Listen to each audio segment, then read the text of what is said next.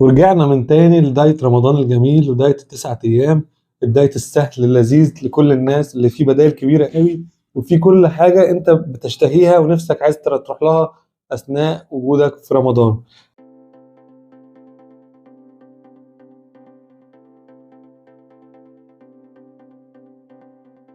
الأسبوع ده بقى أسبوع مهم جدا. ليه بقى؟ لأن هو الفيصل ما بين الأسبوع الأولاني والأسبوع التاني.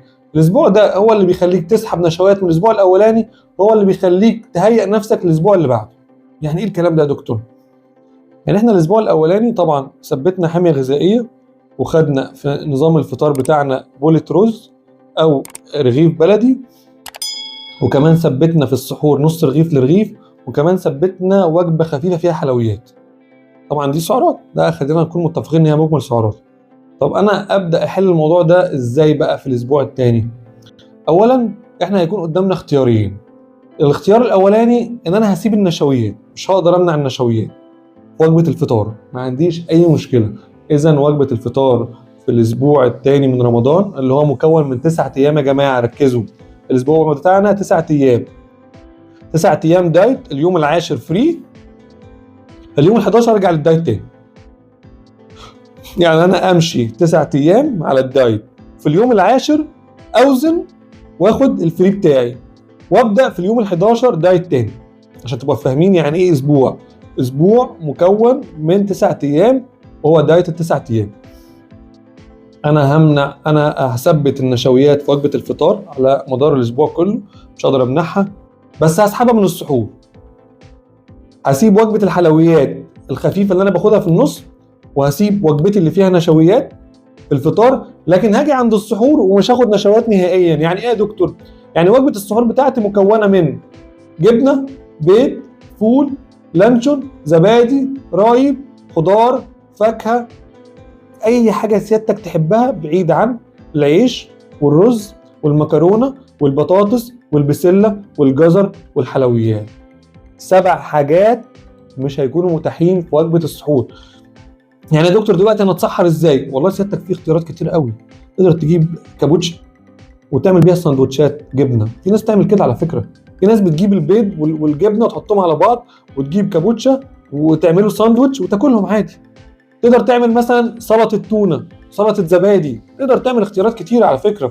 تقدر تاكل، تجيب طبق من الفول وتقطع عليه شرايح بيض مسلوق، وتحط عليه خضروات ممكن ورقيات، وتقلبه كله وتاكله بالمعلقه. على فكره دي وجبه كبيره، وبعدها تاكل كوبايه زبادي او رايب.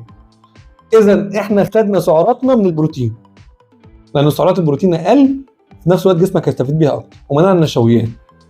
طب عملنا ايه في الفطار؟ سيبنا وجبه الفطار زي ما هي، تمام، بس عملنا بقى حركه لذيذه. احنا كنا بنقول ان وجبه الحلويات بنخليها في ظهر الفطار، صح كده؟ او نقدر نخليها وجبه خفيفه. لا، الاسبوع ده اجباري وجبه الحلويات بتاعتك لازم تكون الوجبه الخفيفه. يعني ما ينفعش تفطر وتاخدها وبعد كده تاخد وجبه خفيفه. لا، سيادتك افطر، وبعد ما تفطر خد كوب من العصير، مفيش اي مشكله، اي عصير سكره مقبول. طيب تقدر تاخد ايه بقى؟ وجبه خفيفه.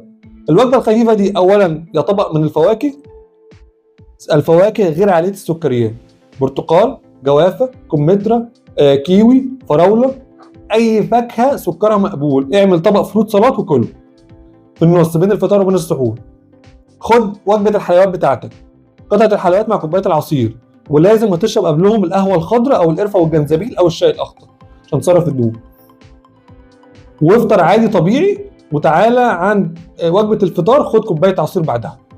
هتاخد قطعه حلويات وهتاخد كوبايه عصير، اعرف ان انت مش هتاخد وجبه خفيفه. هي دي الوجبه الخفيفه بتاعتك. بس انا عايز ابعدها برضه، عايز ابعدها اديها بساعه، ساعه او ساعتين، علشان اهيئ جسمي للهضم.